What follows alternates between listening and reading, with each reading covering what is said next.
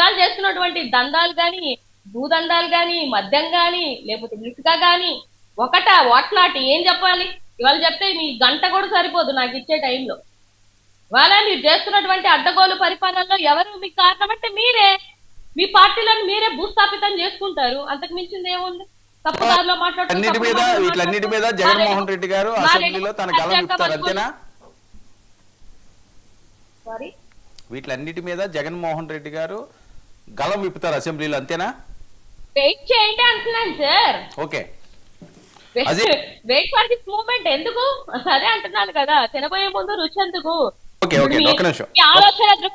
మీ ఆలోచన దృక్పథంతో మీరు చెప్పేటువంటి ఏమంటారు స్ట్రాటజీ తోటి వైఎస్ఆర్సీపీ పోదు కదా. వైఎస్ఆర్సీపీకి ఒక స్ట్రాటజీ ఉంటది కదా.